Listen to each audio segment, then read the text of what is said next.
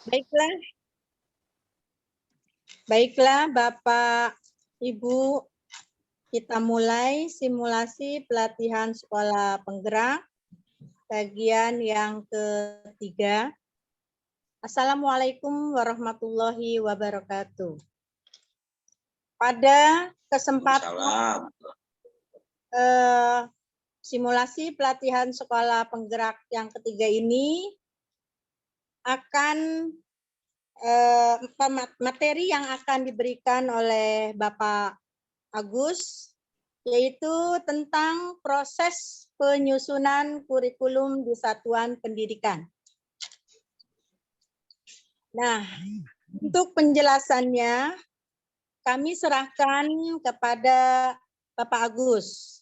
Sebelum Pak Agus menyampaikan tentang proses penyusunan kurikulum di satuan pendidikan, perkenalkan saya Sri Astuti Natalia dari SD Karawaci 3. Semoga kegiatan sekolah penggerak ini yang kita harapkan kita bisa melaksanakannya dengan baik. Silakan kami serahkan kepada Bapak Agus. Baik, terima kasih. Assalamualaikum warahmatullahi wabarakatuh. Waalaikumsalam warahmatullahi wabarakatuh. Terima kasih pada moderator dan rekan-rekan sekalian. Dalam acara diskusi ini, kami akan menyampaikan materi tentang proses pembuatan kurikulum. Untuk itu kebetulan kami membawa asisten. Untuk itu kepada asisten tolong ditayangkan materinya. Siap, Pak, siap.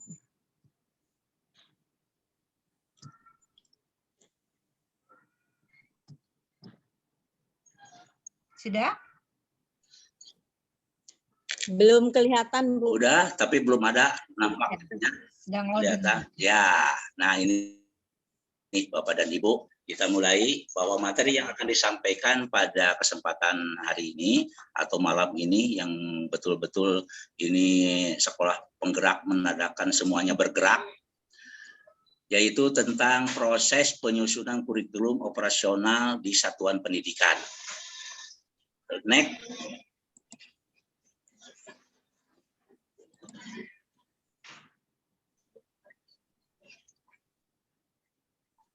Ini merupakan ada dialog di sini, ada dialog yaitu sebagai pertanyaan pematik, yaitu bagaimana proses penyusunan kurikulum operasional satuan pendidikan.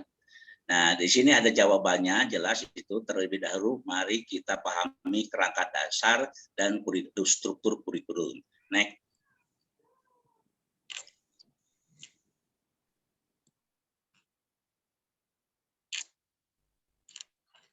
Lanjut.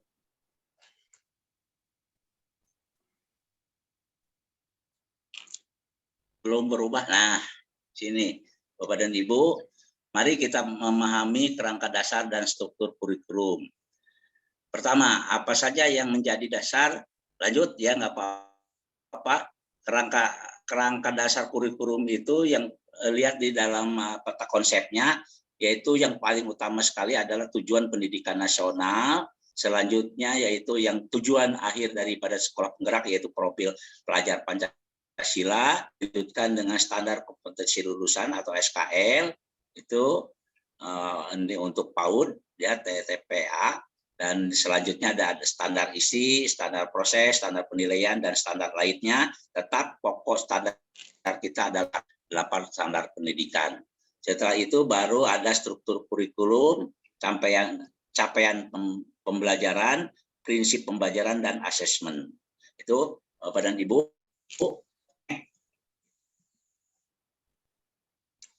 Lanjut, asisten. Nah, tujuan pendidikan nasional, kita perhatikan bahwa tujuan pendidikan nasional itu menjadi rujukan utama dalam penyelenggarakan pendidikan di Indonesia. Tujuan pendidikan nasional ini adalah terjemahan dari profil telah diterjemahkan dalam profil pelajar Pancasila.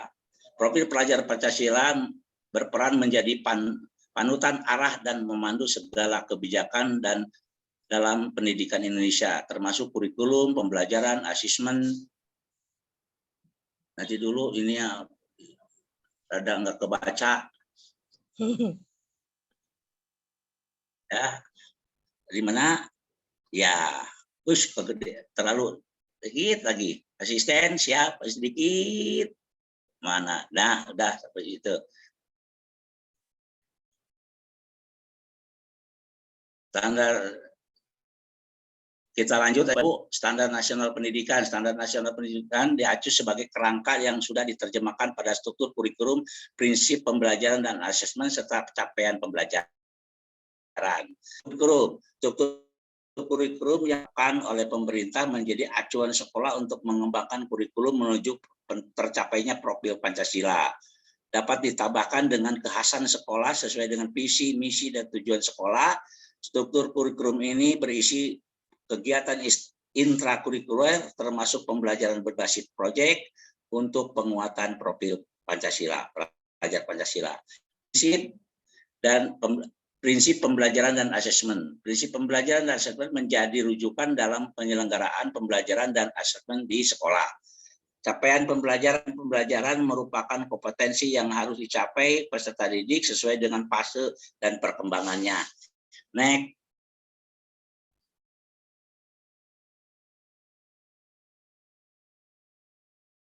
Nah, selanjutnya adalah itu sebagai pematik, usai memahami tentang kerangka kurikulum dan struktur kurikulum, mari kita pelajari proses penyusunan kurikulum di satuan pendidikan. Kita masuk kepada penyusunannya, Bapak dan Ibu. Proses penyusunan kurikulum operasional di satuan pendidikan. Bagaimana proses penyusunan kurikulum operasional satuan pendidikan? Nah, itu sebagai pertanyaan pematik. Lanjut, next.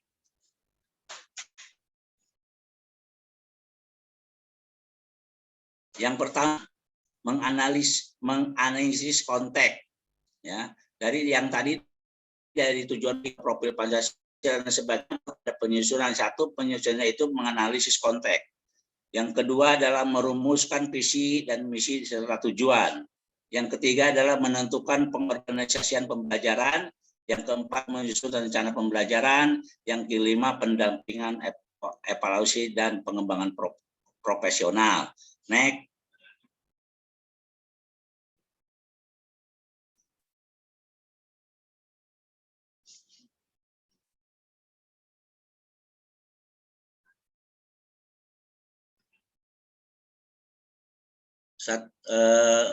Yang pertama adalah penyusunan dokumen.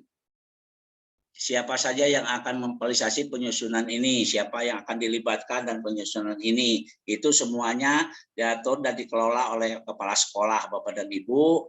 Ya, setelah sesuai dengan tugasnya, ini masuk kepada tadi struktur dan sebagainya yang dari yang sebelumnya itu. Ya, asisten lanjut.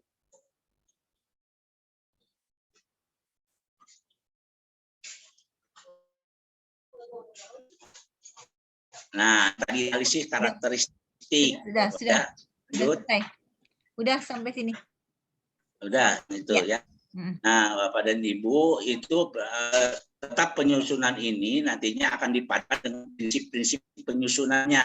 Tadi telah disampaikan oleh Bu Wawan. Nah, jadi prinsip-prinsip itu yang terbawa kepada cara penyusunan kurikulum ini. Ya, semuanya terpadu. Dari mulai prinsipnya, ya, tujuannya dan sebagainya.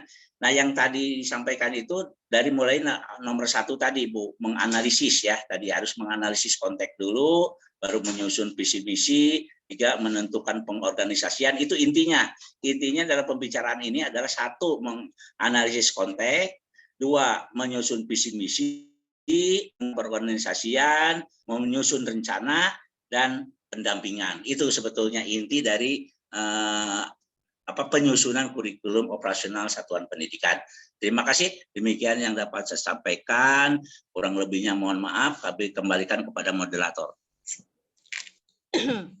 Baiklah, terima kasih kepada Bapak Agus Sobari yang telah memaparkan tentang proses penyusunan kurikulum di satuan pendidikan. Telah dijelaskan bagaimana penyusunan proses perumusan tersebut, penyusunan tersebut, tentunya kita dengan menambahkan pelajar profil Pancasila. Nah, di situ kita harus menganalisis, menyusun visi misi, lalu prinsip, tujuan, dan pengorganisasian. Nah, untuk itu barangkali dari teman-teman yang berada di kelompok ini ada yang bisa menambahkan atau ada yang mau bertanya, kami persilahkan. Silahkan Bu Haji Aam atau Bu Awat barangkali akan menambahkan atau akan melengkapi penjelasan dari Bapak Agus. Ya, baik. Izin Silahkan Bu. saya ya, Bu Sri ya. Mangga. Ya. Silakan. Baik, Bu Silakan. Sri, Pak Agus, terima kasih. Saya Tustiawati dari SDN Tangerang 14 ingin mendapatkan pencerahan yang lebih mungkin terkait tadi merancang pendampingan evaluasi dan pengembangan profesional. Karena ini ada pada proses penyusunan kurikulum ya, kita insya Allah untuk yang menganalisis konteks saya paham, kemudian merumuskan visi misi juga ia menentukan pengorganisasian pembelajaran, menyusun rencana. Nah, di dalam merancang pendampingan evaluasi dan pengembangan profesional, ini kan memang tadi sesuai dengan prinsip pengembangan KOSP ini melibatkan berbagai pemangku kepentingan. Nah, bagaimana untuk merancang pendampingan evaluasi dan pengembangan profesional ini? Apakah ini juga kita harus melibatkan berbagai pemangku kepentingan? Mohon pencerahannya Pak Agus. Begitu Bu Sri Astuti, pertanyaan dari saya. Siap. Ya. Baiklah. Sebelum menjawab, ada yang silakan Bu Ya, moderator, silakan. Ya. Ya, baiklah. Terima kasih kepada Bu Wawat yang akan minta penjelasan kembali atau menambahkan untuk merancang pendampingan evaluasi dan pengembangan, gitu ya Bu Wawat. Nah, dengan pertanyaan dari Bu Wawat, barangkali sebelum Pak Agus menjawab, barangkali ada dari Bu Haja Aam. Kami persilahkan Bu Haja Aam. Oke, kalau tidak ada, sepertinya saya kembalikan untuk menjelaskan dan menjawab kepada Bapak Agus Sobari. Kami persilahkan. Ya, terima kasih Bu Moderator dan terima kasih kepada Bu Wawat yang telah bertanya tentang merancang pendampingan evaluasi dan pengembangan profesional. Sebetulnya nggak usah saya jawab karena tadi udah dijelaskan sendiri oleh Bu Wawa, ya, bahwa betul sekali, ya, bahwa betul sekali Bapak dan Ibu. Coba bagaimanapun juga sebelum kurikulum itu jadi, kita tetap harus berkoordinasi dengan pemerintah daerah, dalam hal ini adalah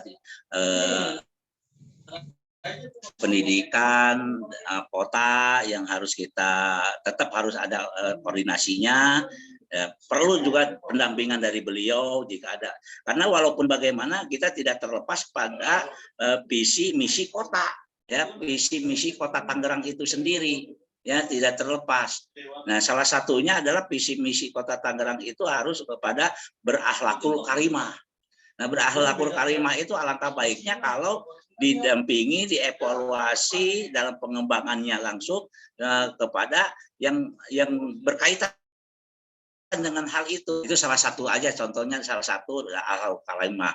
Ya, selain daripada ada lagi yang diwajibkan di dalam visi misi sekolah di Kota Tangerang itu adalah tentang lingkungan hidup, yaitu supaya mengejar sekolah adiwiyata. Adiwiyata itu pun tentu saja harus berhubungan, berkoordinasi dengan pemangku kepentingan, dalam hal ini adalah Dinas Lingkungan Hidup. Begitu buat ya. Jadi tetap evaluasi pun di situ diperlukan sebelum kurikulum itu meluncur, ya. Karena ini belum pada tataran mengajar KBM, belum pada tataran KBM ini. Baru kurikulumnya. Kurikulumnya itu harus operasional, harus bisa dilaksanakan oleh guru-guru kita, harus bisa dilaksanakan oleh semua yang berkepentingan atau pemangku kepentingan. Dalam hari ini adalah sekolah penggerak itu sendiri. Terima kasih buat. Ya, baik, terima Kalau kasih. nggak puas, mudah-mudahan nggak puas supaya nanti ada yang memuaskan. Ya, baik. Terima kasih. Oh, mungkin Bu Haji Am tuh, Bu Sri. Bu Haji Am, ayo silakan Bu Haji Am, sepertinya terkendala jaringan. Saya masih sangat ini saya ada siswa waktu besok kita hari lagi hari Sabtu besok. Tadi jelaskan oleh Pak Sobari kurikulum Bu Haji Am sepertinya terkendala dengan jaringan ya. Ya maaf. Gimana? Terkendala nggak jelas. Jadi apa ya? Suaranya putus-putus. Nggak jelas. Ya, sinyalnya mungkin kurang bagus.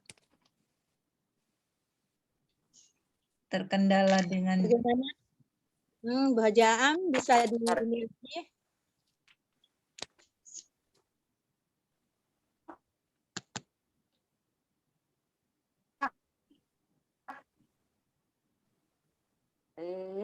Nah, mangga Bu Haji Am. Silakan Bu Haji Am. Ya.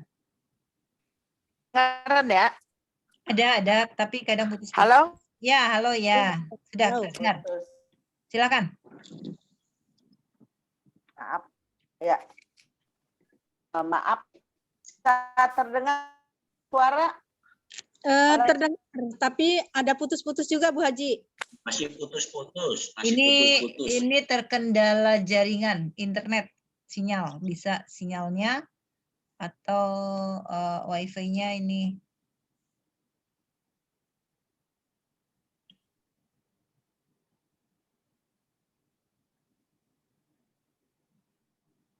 Bagaimana Bapak Ibu? Nah, itu ada suara, ada. Ya, silakan. suara ya? Sudah, lanjut. Ya. Silakan Bu Haji Am. Ada? Ya, Ada. Oke. Tadi Pak Agus, saya ulang kembali, sudah memperjelaskan begitu luas memang pakarnya ya, pengawasnya.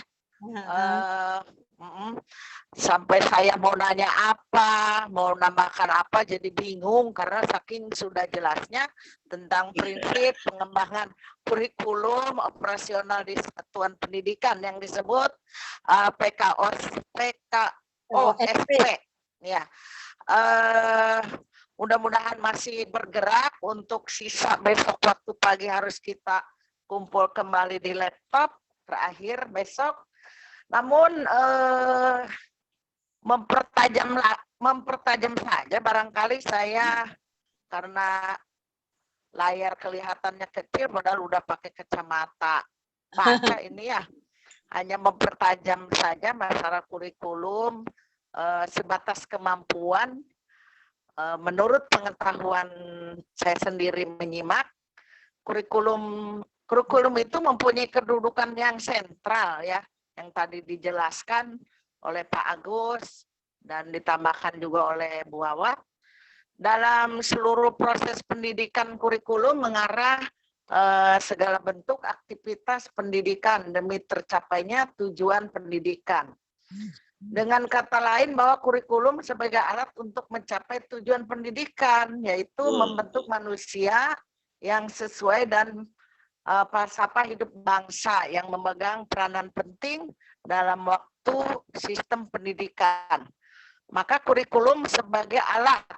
Kurikulum itu sebagai alat untuk mencapai tujuan yang harus mampu mengantarkan anak didik menjadi manusia yang bertakwa kepada Tuhan Yang Maha Esa, serta cerdas, terampil, dan berbudi luhur, berilmu, bermoral juga.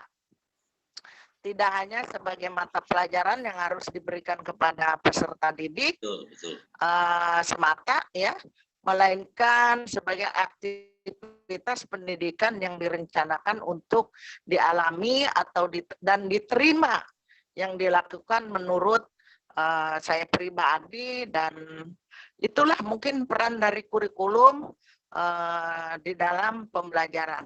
Itu saja, mungkin hanya mempertajam aja